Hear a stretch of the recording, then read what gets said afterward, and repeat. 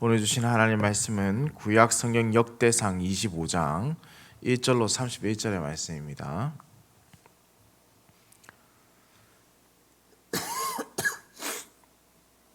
구약 성경 역대상 25장 1절로 31절입니다. 함께 합독해서 봉독하도록 하겠습니다. 다윗이 군대 지휘관들과 더불어 아삽과 헤만과 여두둔의 자손 중에서 구별하여 섬기게 하되 수금과 비파와 재금을 잡아 신령한 노래를 하게 하였으니 그 직무대로 일하는 자의 수요는 이러하니라. 아삽의 아들들은 삭굴과 요셉과 느다냐와 아사렐라니 이 아삽의 아들들이 아삽의 지휘 아래 왕의 명령을 따라 신령한 노래를 하며 여두둔에게 이르러서는 그의 아들들 그달리아와 스리와 여사야와 시므이와 하사비아와 마띠디아 6사람이니 그의 아버지 여두둔의 지휘 아래 수금을 잡아 신령한 노래를 하며 여호와께 감사하며 찬양하며 헤만에게 이르러는 그의 아들들 붓기야와 mat다냐와 우시엘과 스브엘과 여리목과 하나냐와 하나니와 엘리아다와 깃달리와 로맘디에셀과 요스브가사와 말로디와 호딜과 마하시옷이라. 이는 다 헤만의 아들들이니 나팔을 부는 자들이며 헤만은 하나님의 말씀을 가진 왕의 선견자라. 하나님이 헤만에게 14아들과 3딸을 주셨더라. 이들이 다 그들의 아버지의 지휘 아래 재금과 비파와 수금을 잡아 여호와의 전에서 노래하며 하나님의 전을 섬겼으며 아삽과 여두둔과 헤만은 왕의 지휘 아래 있었으니 그들과 모든 형제 곧 여호와 찬송하기를 배워 익숙한 자의 수요가 288명이라. 이 무리에 큰 자나 작은 자나 스승이나 제자를 막론하고 다같이 제비 뽑아 직임을 얻었으니 첫째로 제비 뽑힌 자는 아삽의 아들 중 요셉이요 둘째는 그달리아의이니 그와 그의 형제들과 아들들 12명이요 셋째는 삭굴이니 그의 아들들과 형제들과 12명이요 넷째는 이스리이니 그의 아들들과 형제들과 12명이요 다섯째는 느다냐니 그의 아들들과 형제들과 12명이요 여섯째는 붓기야니 그의 아들들과 형제들과 12명이요 일곱째는 여사렐라니 그의 아들들과 형제들과 12명이요 여덟째는 여사야니 그의 아들들과 형제들과 12명이요 아홉째는 mat다냐니 그의 아들들과 형제들과 12명이요 열째는 시므이니 그의 아들들과 형제들과 12명이요 열한째는 아사렐이니 그의 아들들과 형제들과 12명이요 열두째는 하사바니 그의 아들들과 형제들과 12명이요 열셋째는 수바엘이니 그의 아들들과 형제들과 12명이요 열넷째는 마띠디아니 그의 아들들과 형제들과 12명이요 열다섯째는 여레못이니 그의 아들들과 형제들과 12명이요 열여섯째는 하나냐니 그의 아들들과 형제들과 12명이요 열일곱째는 요스브가사니 그의 아들들과 형제들과 12명이요 열여덟째는 하나니니 그의 아들들과 형제들과 12명이요 열아홉째는 말로디니 그의 아들들과 형제들과 12명이요 스무째는 엘리아다니 그의 아들들과 형제들과 12명이요 스물한째는 호딜이니 그의 아들들과 형제들과 12명이요 스물두째는 깃달디니 그의 아들들과 형제들과 12명이요 스물셋째는 마하시옷이니 그의 아들들과 형제들과 12명이요 스물넷째는 로맘디에셀이니 그의 아들들과 형제들과 12명이었더라. 아멘. 오늘 본문의 말씀은 다윗이 찬양대를 세우는 일을 기록하고 있습니다. 특별히 1절에서 구별하여 섬기게 하였다라는 표현이 있습니다. 구별하여 섬기게 하였다. 여기서 이 구별하다라는 단어는 바달이라는 히브리어에서 파생된 단어인데요. 이 단어는 갈라서 떼어놓다, 분리하다, 나누다, 선발하다라는 뜻을 가진 단어입니다. 이 부분을 이 1절의 말씀에 보다 원어에 맞춰서 해석을 해보면 직역을 하면 이렇습니다. 다윗이 섬김을 위하여 구별했다라는 단어입니다. 그런 뜻을 가지고 있습니다. 따라서 다윗은 이 찬양대 사역을 위해서 특별하게 선택했다는 점을 강조하고 있으면서 동시에 다윗이 이 찬양대의 제도를 세웠다라는 것을 우리에게 알려주는 것이죠. 다윗이 섬김을 위해서 구별했다라는 것이 그 두 가지의 정보를 우리에게 알려주는 겁니다. 아삭과 헤만과 여두둔의 자손들을 뽑아서 임무를 맡겼습니다. 그들은 수금과 비파와 재금으로 신령한 노래를 부르는 임무를 맡게 되는데요. 성전에서 불린 찬송들 중에서 상당수의 찬송이 어떤 것으로 되어 있겠습니까? 우리가 잘 아는 바로 시편에 기록되어 있는 것들이죠.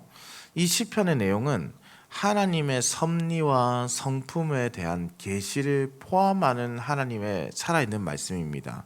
그래서 신령한 노래라는 표현을 사용하고 있는 듯합니다. 그리고 한 가지 더, 오늘 본문에 보시면 이들에게 선견자, 선지자라는 표현이 있죠. 즉 하나님의 말씀을 신령한 노래로 시편은 조금 전에 말씀드린 바대로 하나님의 섭리와 하나님의 성품과 속성과 또 하나님의 말씀에 대한 예언적 부분을 다 갖추고 있기 때문에 그러한 표현들이 지금 말씀에 들어가 있는 것처럼 보입니다.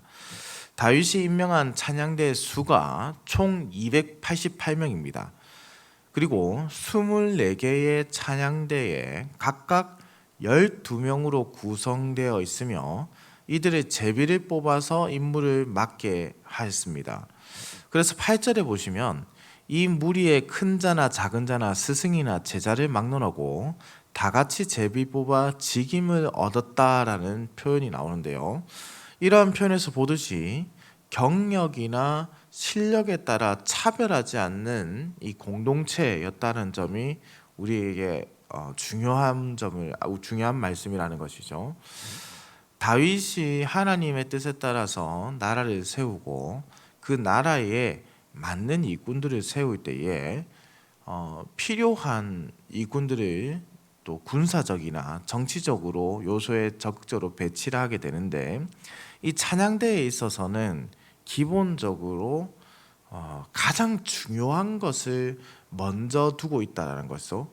뭐냐면 결국 하나님을 찬양하는 섬김의 가장 중요한 것은 오늘 8절에서 기록되어 있지만 경력이나 실력이 아니라는 겁니다. 그래서 보시면은 막론하고 다 같이 제비를 뽑아 직임을 얻었다. 모두가 평등하고 모두가 동등한 상태에서 이 직분을 받는다라는 것은 동시에 모두에게 가장 필요한 것은 바로 중심이다라는 것이죠. 마음이다라는 겁니다. 그들에게 가장 중요한 것은 마음이다. 하나님을 찬양하는 마음이라는 것을 또한 깨닫게 되는 부분입니다. 또한 이들은 제비를 뽑아서 각 찬양대의 순번을 정하는 장면이 나타납니다. 제비를 뽑아서 제사장들처럼 순번에 따라서 24주의 사이클로 돌아가면서 사역을 하게 됩니다. 이 사이클의 앞부분은 아삽의 자손들이 먼저 차지하게 되고요. 이제 뒷부분은 헤만의 자손들, 그리고 이 중심을 이제 이루는 구조를 가지고 있는 거죠. 우리가 이 구성을 꽤 긴 구절로 살펴보게 되는데 그만큼 역대기에서 역대기의 핵심은 하나님 나라의 회복, 하나님 나라에 대한 소망, 그런 기쁨을 이제 바라보고 있는데 찬양대에 있어서 이러한 많은 부분을 할애했다라는 것은 성전에서 울려 퍼지는 하나님 나라의 중심인 그 시온, 성전에서 울려 퍼지는 찬양이 우리에게 얼마나 중요한 것이고 인생이 어떠한 목적으로 살아야 하는지를 또한 이 역대기에서 보여주는 것이죠. 하나님 나라에서의 직분을 여러 직분들이 있겠지만 이 찬양 사역만큼 또 제사장의 순번처럼 이 찬양 사역도 매우 중요한 의미를 가진다라는 것을 보여줍니다. 사랑하는 흥덕현상교회 성도님들, 오늘 우리는 예루살렘에서 하나님을 찬양하는 찬양대가 어떻게 세워지게 되는지를 살펴보았습니다. 찬양대는 다른 것을 하는 것이 아니라 하나님을 찬양하는, 하나님께서 하신 일을 찬양하는 것이 찬양대이지요. 그리고 그 찬양은 하나님께서 하신 일과 하나님의 놀라운 기적과 앞으로 행하실 일들과 그리고 하나님의 백성들을 향한 사랑과 그분을 향한 찬양을 그분의 성품을 찬양하는 것을 포함합니다. 동시에 찬양은 수직적이기도 하면서 하나님을 향한 수직적인 찬양이기도 하면서 성도들 간의 교제, 성령의 교제를 함께하는 바로 수평적인 찬양도 함께 포함되고 있는 것이죠. 성도의 위로와 성도의 고통받는 성도들을 위한 기도가 모두 그 찬양에 포함되어 있습니다. 그래서 찬양은 그야말로 하나님께서 하시는 모든 일이라고 할 수 있겠죠. 그래서 이 찬양이야말로 신령한 노래들이다라는 표현이 조금도 부족함이 없는 표현입니다. 그러나 어느 순간부터 찬양대가 드리는 찬양이 보이는 것에 집중하기 시작했다는 것은 참으로 안타까운 일입니다. 파이프 오르간이 있는 큰 교회, 웅장한 찬양대의 숫자, 그리고 세션들의 합주가 이 찬양에 있어서 매우 중요한 것이 되어버린 현대의 교회를 보게 됩니다. 물론 모든 것을 다 갖추고 하나님께 온전하게 찬양하는 것 그 자체를 두고 비판하는 것이 아닙니다. 다윗도 그러한 점을 잘 알고 있었습니다. 그래서 수금과 비파와 재금을 다 다루게 했지요.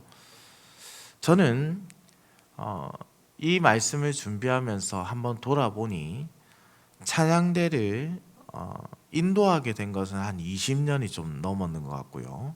찬양대에 소속해서 한 것은 대략 한 30년 가까이 찬양대에 늘 소속돼 있었던 것 같습니다. 이 시간 동안 지금까지 변하지 않는 신념이 있습니다.